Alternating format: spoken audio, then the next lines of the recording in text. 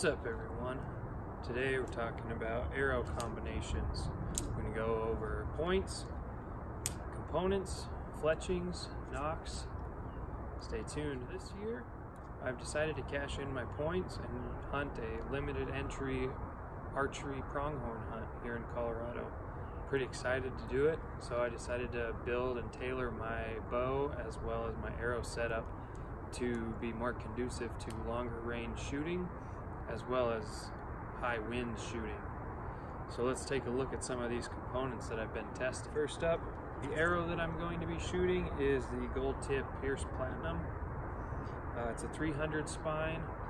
I shoot 80 pounds out of my Hoyt Pro Defiant, and I'm getting about 289 feet per second out of that bow.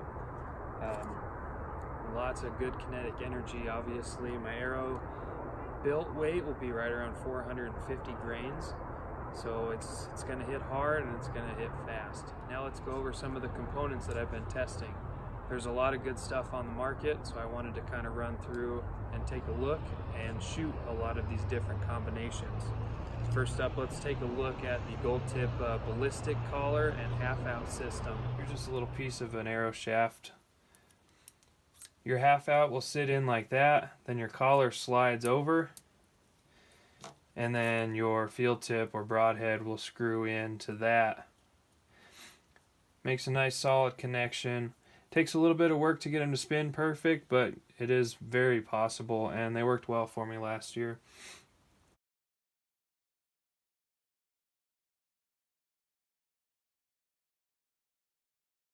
Up next, let's take a look at using an Easton Deep 6 insert inside the Pierce arrow shaft.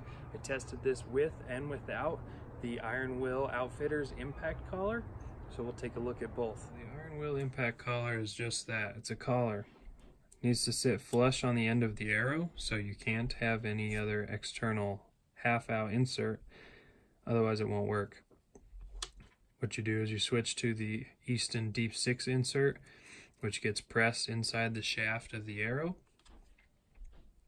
Then the collar will go onto there, and your Deep 6 point, which is a different thread, will screw in from there. The thing that I disliked about this was there's a little lip on the edge between the point and the collar, which for the broadhead will not be a big deal because it's the same diameter, but overall that's an issue for me.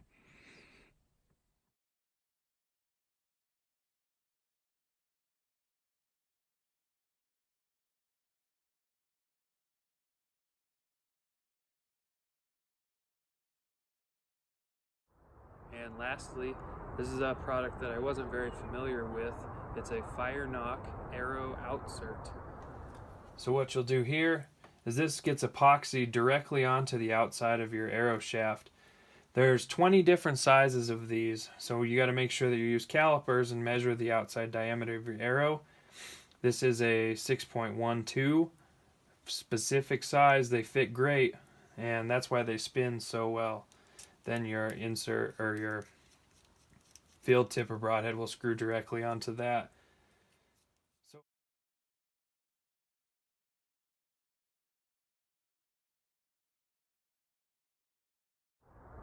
And for my 3D shooting this summer, I'm going to be using a Gold Tip glue-in field point. So this is a 120 grain Gold Tip glue-in field point. I'm also using the FACT weight system. These are 20 grain modules that you can add weight to get the weight up front to be exactly what you want. What I also did is I took a piece of a screw and added that to the back. Obviously cut the head off so it fit inside the arrow, but I have every single one of my points weighing exactly the same, so all of my target arrows for this summer will be within a half a grain of each other, which may or may not be a big deal, but nonetheless it happened that way for me and I couldn't be happier. Now for the back of my arrow, I tested several different vane configurations, sizes, and brands, and I settled on 2 different vane sizes of the same manufacturer. So this is a VaneTech Super Spine vane. It's a very low profile, comes in 4 or 5 different sizes. For my expandable broadhead shooting, I'm going to be using the 1.8 inch. It's a very low profile, very small vane, set up in a 4-fletch. And for my fixed blade broadhead for elk and maybe deer, I'm not totally sure yet, but definitely elk, I'm going to be using the same vane in a 2.3 inch 4-fletch configuration.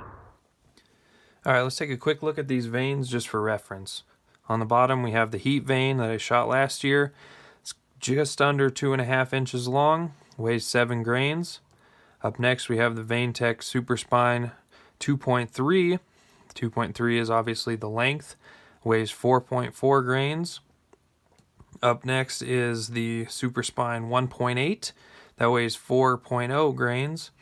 And then on top is the Blazer vane that you've seen probably everywhere. That weighs 6.4 grains and measures 2 inches on the dot. Using the standard gold tip GTO knock with the Ballistic collar. As I said, my arrows are finishing out right around 450 grains, pumping them out of that bow at 289 feet per second. I can get lots of good yardage out of my sight, and I'm optimistic on this setup. It performs really well in the wind for what I have tested. I can push my sight out pretty far, and springtime here in Colorado, you get lots of good opportunity to shoot in the wind. So that's what I've been doing, and the combination that I settled in on was the Fire Knock arrow outsert. It was really easy to get to spin true and to get concentric. I liked the fact that you could use a standard thread broadhead or field point as opposed to something smaller like the Deep 6. I shoot the Iron Will broadheads for my fixed blade, and those are pretty expensive, and from a budget standpoint I just don't have it right now to get the Deep 6 version of that just to shoot with a different system. So I'm sticking with the standard thread Iron Wills, the solid 125s. Broadheads, I'm going to be shooting the G5 Dead Meat. It's a 3-blade expandable. I had a lot of good luck with it last year. I killed 2 deer with it. And it flies really well. You get those ballistic match points, so you can shoot those into the target and they perfectly reflect how your broadheads will fly, and you don't have to dull your blades. So I would take a look at those. Both of the deer that I killed are extremely short track jobs. Awesome penetration. They were both pass-throughs, so not a problem there. And like I said, those things, I was broadhead tuned in an 8-inch circle out to 90 yards last year. So not a lot of broadheads will do that, and that's definitely a plus for me, is to be able to get those to tune out to distance. Like I said, shooting 80 pounds, you are fighting with speed a little bit more than I was last year when I was shooting 75, but that feet per second benefit is going to be huge for me, especially for antelope. The shortest shot I had was 67 yards, and he jumped the string and he was 5 feet in front of my arrow by the time we got there. So more speed, same arrow weight. We're gonna kill an antelope this year. Thanks for watching, everyone. Don't forget to like and subscribe. Until next time, shoot straight.